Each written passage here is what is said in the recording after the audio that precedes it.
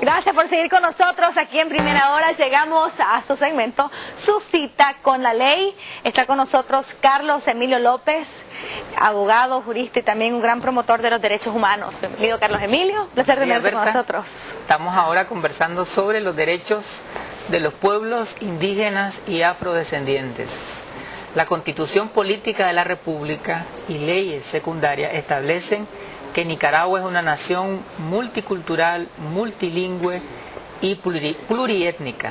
Es decir, tenemos una diversidad de pueblos indígenas y afrodescendientes, tanto en el Caribe, tanto en la región autónoma del Atlántico Norte como en la región autónoma del Atlántico Sur, y también en el Pacífico, centro y norte de Nicaragua tenemos poblaciones indígenas y afrodescendientes. En el Pacífico, por ejemplo, los naoas, los chorotegas, los siu, los utiaba, entre otros, y en la costa caribe tenemos misquitos, mayanas, garífonas, entre otros pueblos. Así es por eso que esta mañana vamos a presentarles un reportaje muy especial que fue elaborado con fondos del proyecto Vida en Democracia, y es precisamente acerca del pueblo indígena de los Rama, allá en la isla de Ramaquí, en el Atlántico Sur, en la región autónoma del Atlántico Sur. Así que veamos a continuación, y cuando regresemos, Carlos Emilio estará haciendo algunas observaciones referente a lo que indica la ley alrededor del respeto y defensa de los derechos de los pueblos indígenas. Pues mira, vos la próxima vez.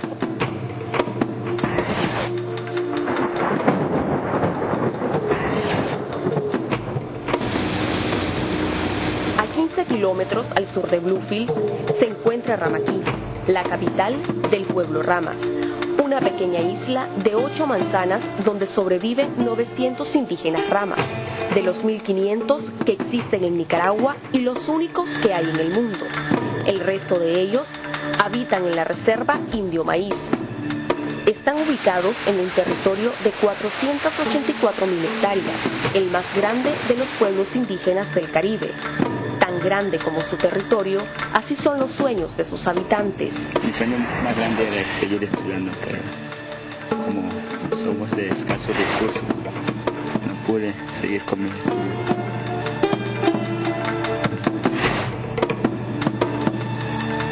Me vine aquí con mis padres a trabajar, a ganarme la vida trabajando con ellos, porque aquí en la comunidad es difícil, no tenemos trabajo. Al igual que Jairo, otros indígenas han dejado ir sus sueños por la falta de empleo y oportunidades. El Ramaquí es uno de los lugares más afectados en que pobreza se refiere, porque no hay empleo, no hay dónde emplearse para obtener el dinero que necesita para su alimento.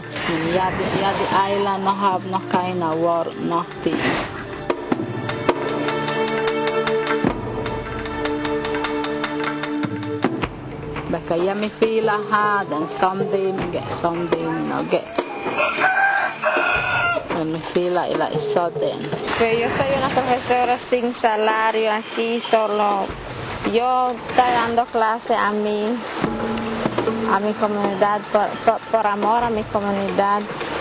Crisis económica de aquí es muy difícil porque nosotros se dedican solo en la pesca y la agricultura. Algunas familias más pobres que nosotros, que no tienen casa, no tienen nada, no tienen cómo educar a los hijos. Los recursos económicos están bajos aquí porque los padres de familia, si no pescan, si no trabajan al campo, no hay recursos económicos. Y por esa razón los niños hay veces que salen de su clase porque no tienen cómo comprar su utilaje o sus utensilios escolares. Aquí no sobreviven 6 personas. Y con 50 pesos que uno gana no puede comer tres veces al día. Es difícil. I need help from some kind of institution who give me help, then we will give work and we will the house. Los Ramas viven como vivieron sus antepasados, de la pesca y la agricultura. Esta última actividad considerada la de mayor potencial en la isla, pero ambas no son suficientes para este pueblo que ansía salir de la pobreza. La pesca no es diaria, la pesca es temporal. No tienen un mercado fijo donde comercializar sus productos y la agricultura no les permite sacar utilidades. Los productos de camarones, peces o pescado, ¿verdad? La gente tiene que estar viajando y no tenemos medio de transporte. Llevamos los productos, ¿verdad? Dilatamos una semana estar viajando para conseguir ese pago, ese dinero. No sabemos por qué, como al gobierno nos tiene un poco apartado, pues nosotros sentimos discriminados en ese caso, pues. Siendo un pueblo indígena ya ancestralmente vivido en esta zona, también gozamos del mismo derecho que cualquier ciudadano, por lo tanto pedimos que nos atiende, ¿verdad?, en todas las situaciones que se necesiten en la comunidad. El gobierno o el gobierno regional, podemos decir, no busca una manera donde, por ejemplo, implementar proyectos dentro de la comunidad, ¿verdad?, para que así los comunitarios puedan tener una manera de sobrevivir. Ha sido un pueblo bastante abandonado por muchos de los gobiernos regionales y nacionales, entonces yo no llamaría al pueblo Rama pobres, sino que han tenido pocas oportunidades de acceso a crédito, acceso a participar en programas que de alguna manera los lleve a ellos a generar algún tipo de riqueza económica, pero tienen todos los recursos en el mar, tienen recursos en los bosques. En esa estrategia de Johnny Hobson, historiador blufileño, elaboró un plan de desarrollo de las comunidades indígenas, con el fin de brindar a los pueblos ideas de cómo utilizar sus propios recursos para salir adelante. Se debe de trabajar para fortalecer, dignificar primero la pesca artesanal. Hay que organizar y darle la personería jurídica a estos pescadores, organizarlos en cooperativa o en otra forma y legalizarlo. Por medio del medio ambiente, promotoría social y fomento agropecuario, tratamos de que ellos tengan los insumos necesarios para realizar su jornadas de pesca y también agrícola.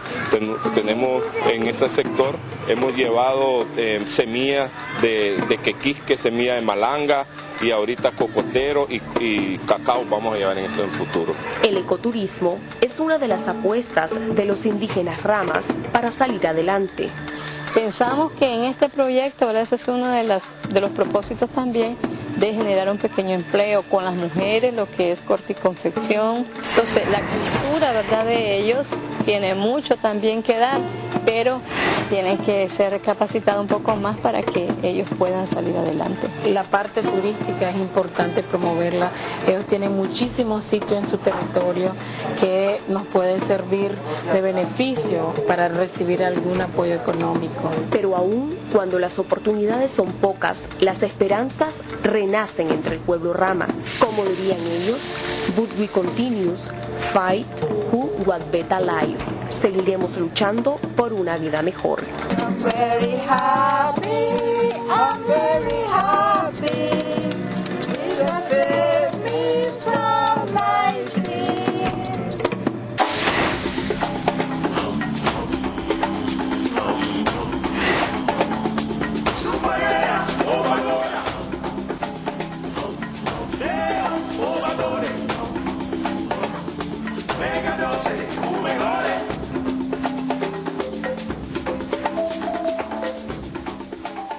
Bueno, queremos agradecer a Javier Sánchez por habernos permitido utilizar este material que elaboraron y la verdad que pues muestra una realidad que viven los pueblos indígenas, en este caso, bueno, allá en la costa caribe de nuestro país. Sin embargo, es similar al resto de las comunidades y pueblos indígenas de nuestro país, Carlos Emilio. Y me explicabas que todos estos derechos, todo el marco jurídico está contenido en la Ley 28. Quisiera que nos contaras un poco acerca de esas leyes y luego me gustaría que abordáramos un poco alrededor del tema de la educación y de la conservación de sus tradiciones y lenguas. Hay un conjunto de normas jurídicas que establecen los derechos de los pueblos indígenas y afrodescendientes en Nicaragua, partiendo de la Constitución política que claramente dice que Nicaragua es un estado multicultural y multiétnico. Es una de las pocas constituciones en América Latina que reconoce esa diversidad cultural. No somos únicamente mestizos, no somos únicamente una población de descendencia española, entre comillas, como tradicionalmente se enseñaba en los textos. Somos una población indígena. Según estudios tanto del INIDE como de la coordinadora Diriangén, que aglutina a pueblos indígenas del Pacífico, Centro y Norte, así también como estudios del PNUD, del Programa de Naciones Unidas para el Desarrollo, señalan que en Nicaragua aproximadamente hay unas 600.000 personas que provienen de pueblos indígenas y afrodescendientes. En la zona del Pacífico, Centro y Norte, estamos hablando de chorotegas, de naoas, de sutiabas, de matagalpas, entre otros grupos. Y en la costa caribe estamos hablando de misquitos, mayagnas, ulguas, garífonas, crioles, ramas, entre otros pueblos. Las leyes que están designadas para tutelar y restituir los derechos de los pueblos indígenas, tenemos el Estatuto de Autonomía de la Costa Atlántica, o Ley 28, en donde se establece el reconocimiento de que los pueblos de la costa tienen el derecho a tener sus propias formas de gobierno. Se creó en ese sentido 2 regiones autónomas en donde ellos eligen directamente a los concejales regionales, de tal manera que hay un consejo en la región del Atlántico Norte y un consejo en la región del Atlántico Sur, en donde son electos de manera directa. Esta ley establece cuáles son los derechos que tienen las comunidades que habitan en la costa caribe. El artículo 11, por ejemplo, de la ley señala cuáles son esos derechos que están relacionados, por ejemplo, a ser educados en su propio idioma, tienen derecho a la absoluta igualdad entre sí, independientemente de su número poblacional y nivel de desarrollo. Es decir, aunque un pueblo sea más pequeño que otro desde el punto de vista numérico, sus derechos deben de ser respetados de igual manera. Preservar y desarrollar sus lenguas, sus religiones y sus culturas, las religiones autóctonas. Debemos de rescatar los lugares sagrados, el río Huanqui, por ejemplo, que es el río Coco, que nosotros lo conocemos. Para la población misquita y mayagna es el río de la vida, el principio y el fin. Es una concepción muy profunda, ¿no?, desde la cosmovisión indígena. Tienen derecho a usar y a disfrutar de las aguas, bosques y tierras comunales dentro de los planes de desarrollo nacional. Debemos decir que el actual gobierno, en su plan de desarrollo, el plan de desarrollo humano, tiene un enfoque de priorizar a los pueblos indígenas y afrodescendientes, y también se ha creado un plan de desarrollo para la costa caribe, en coherencia con esto que señala el Estatuto de Autonomía. También la ley señala que se debe desarrollar libremente a las organizaciones sociales y productivas de acuerdo a sus propios valores. Las comunidades y los pueblos indígenas tienen una visión diferente a la del Pacífico, a la occidental. Nosotros estamos muy regidos por el individualismo, ellos se rigen más por el colectivismo, nosotros apuntamos más hacia la propiedad privada, ellos apuntan más hacia la propiedad comunal, a la propiedad colectiva, y esos derechos y esos valores deben de ser respetados.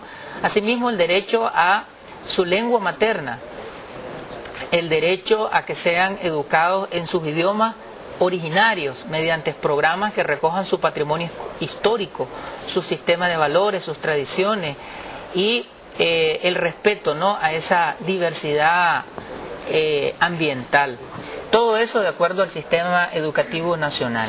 Y esos son solamente unos cuantos unas cuantas artículos, ¿verdad? O un artículo que detallaba cinco principios. Ahora, en este sentido, por ejemplo, el tema de la lengua me llama mucho la atención, porque desafortunadamente, debido al sistema de educación, por ejemplo, los pueblos indígenas tienen que aprender a través de lenguajes que no son sus lenguas maternas. Creo que en ese sentido todavía no hemos podido avanzar mucho como se esperaría. Y por ejemplo, en el reportaje del pueblo de los Ramas, de Ramaquí, específicamente de la isla, uno de los problemas es que la lengua se está perdiendo, porque las nuevas generaciones tienen que aprender a hablar, ya sea creol, o tienen que aprender a hablar español inclusive, para poder trabajar y buscar subsistencias, ¿no? Entonces, desde esa perspectiva, ¿qué estamos haciendo nosotros para garantizar la conservación de esas lenguas?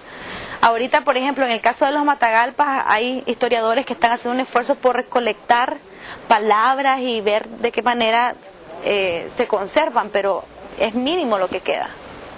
Cuando nosotros estudiamos historia, ciencias sociales, etcétera, en la escuela, nos enseñaron que el idioma oficial en Nicaragua es el español.